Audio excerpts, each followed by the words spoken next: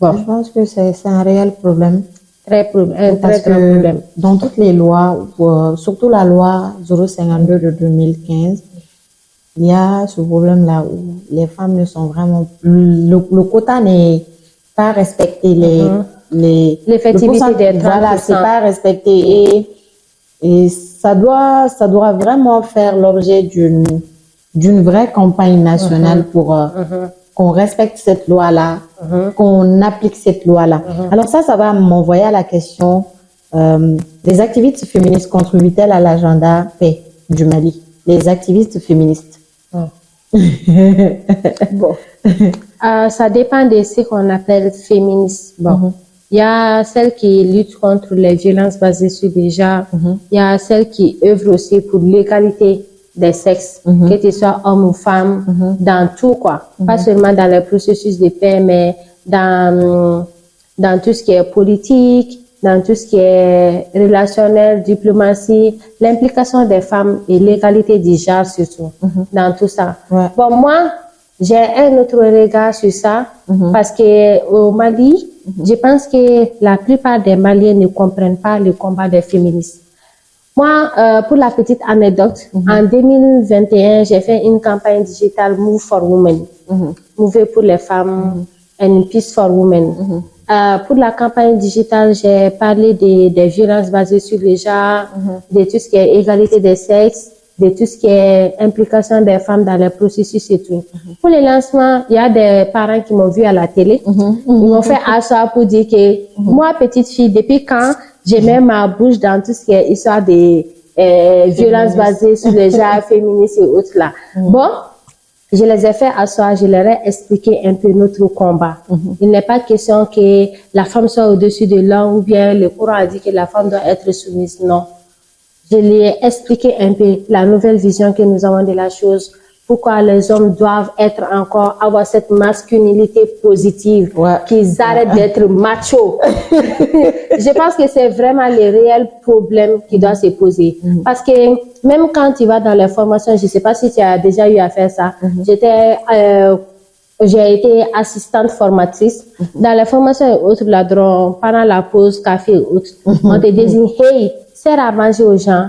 Donc, apporte-moi ça. Il n'y a pas de s'il te plaît, il n'y a pas de merci, cette courtoisie. Bon, je me retourne, je dis, ne vois pas mon jeune âge comme ça. On est là dans un cadre professionnel. C'est pas parce que je suis femme que je suis obligée d'être ta boniche. Donc, je pense que les féministes doivent encore plus mettre l'accent, pas seulement des fériés le 8 mars, que toutes les femmes dans l'ensemble puissent s'impliquer pour leurs droits.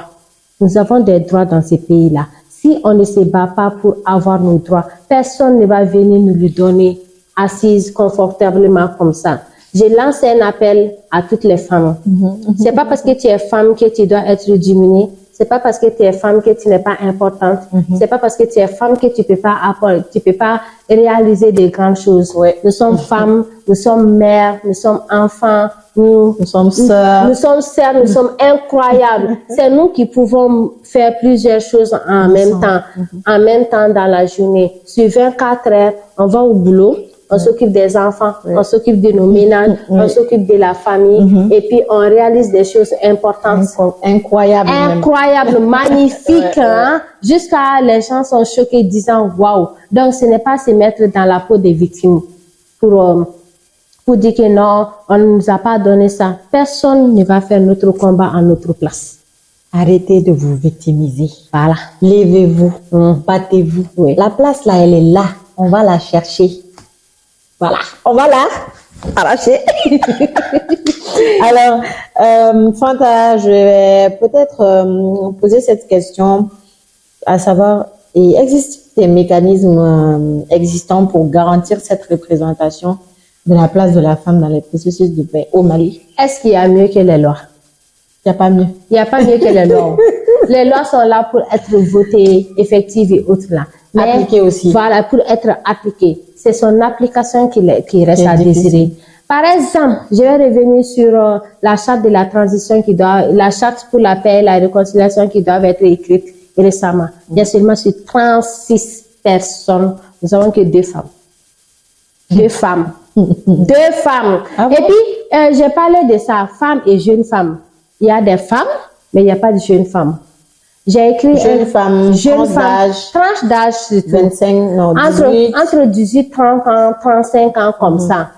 Et les places des jeunes femmes, parce que nous sommes femmes aussi, hein, mais nous sommes jeunes femmes. Oui. On a nos mamans qui sont là, qui ont lutté pour la femme et tout. Mais nous, jeunes femmes, on nous exclut souvent. Tu vas aller voir par exemple, en novembre dernier, j'ai participé au 10e forum global de l'INAOC, l'Alliance des Nations Unies pour la civilisation, avec plusieurs jeunes du monde entier. J'ai participé à un panel sur le rôle de la femme dans le processus de paix, comme on est en train de discuter comme ça. Est-ce que tu sais que on était dans une petite salle confinée comme ça, pendant qu'il y a les hommes qui étaient dans une grande salle avec des interprètes qui étaient diffusés partout en direct, quoi. Donc vous étiez en aparté? Non, on était c'était les panels qui étaient là comme ça, parce qu'il y a plusieurs sessions de panels qui se faisaient en même temps. Mais on a déploré, nous les femmes qui étaient dans la salle, on a déploré le fait qu'on nous ait mis dans une salle aussi restreinte, parce que le sujet est tellement important. Fanta, en tant que femme impliquée dans les questions de paix, quels ont été les moments marquants ou les expériences marquantes que vous avez vécues dans votre travail? La première expérience, c'est la toute première campagne que nous avons faite suite à l'attaque d'Ogosago. Il y a eu plus de 122 morts, des enfants calcinés, des femmes enceintes brûlées. Donc, avec les gens de notre association, nous avons fait une vidéo dans toutes les langues, les 13 langues officielles du Mali, où chacun représentait sa culture, en parlant dans sa langue maternelle, pour vraiment dénoncer plus jamais ça au Mali. Est-ce que tu sais qu'à travers cette vidéo, on a eu plus de 1 million de personnes touchées sur Facebook?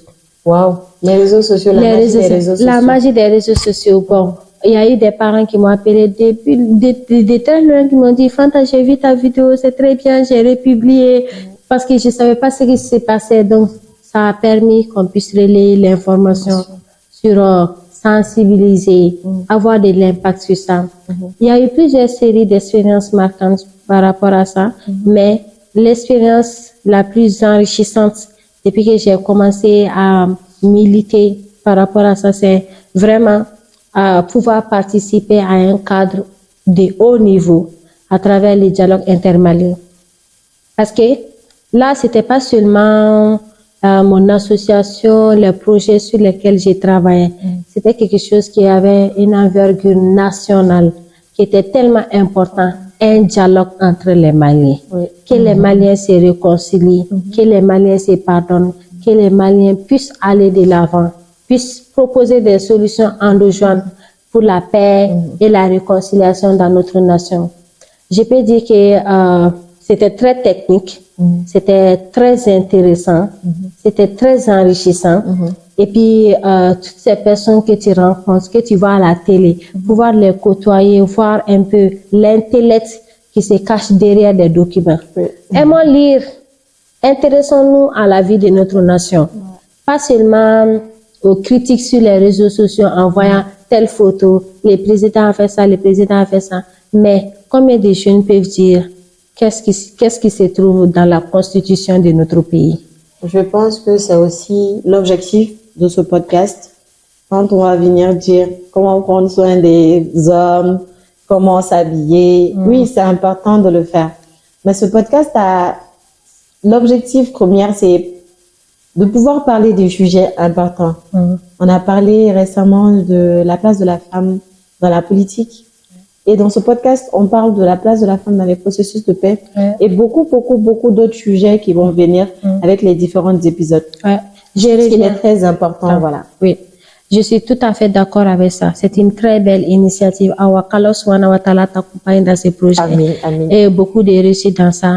J'aimerais revenir par rapport à la jeunesse surtout, à la jeunesse. La jeunesse, nous avons un très grand potentiel. Ne soyons pas seulement dans l'euphérisme, le buzz, de tout ce qui est folklore. Intéressons-nous à l'essentiel. Intéressons-nous à ce qui peut faire en sorte qu'on soit quelqu'un d'important dans ces pays. Ça commence dès la jeunesse. La jeunesse, c'est pas seulement que les erreurs, c'est apprendre aux côtés de ceux qui ont fait des grandes choses, c'est s'impliquer davantage dans ça. Ne soyons pas seulement dans la mobilisation.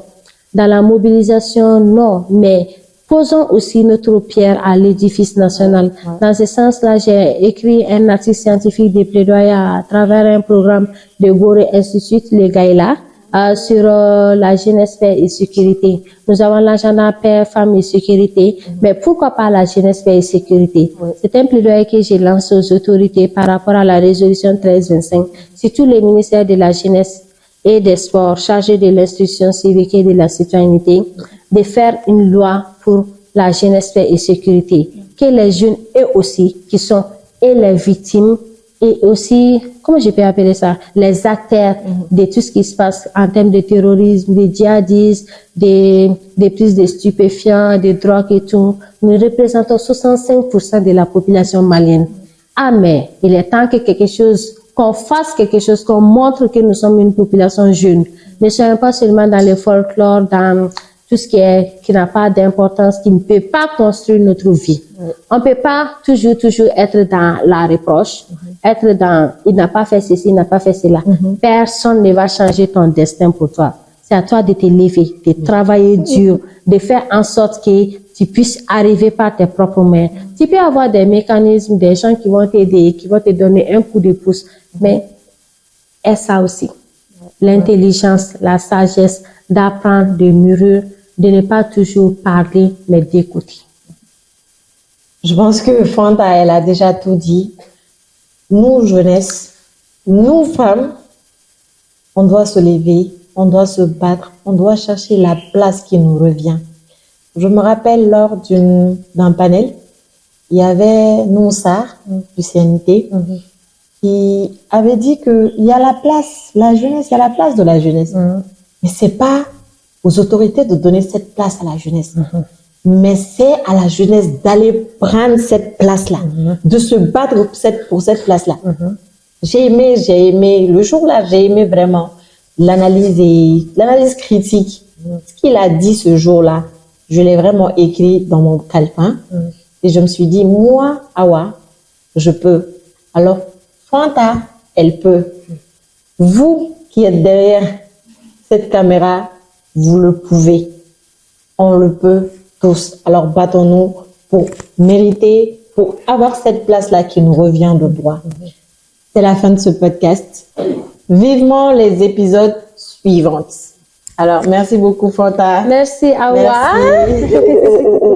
Merci. Bye bye.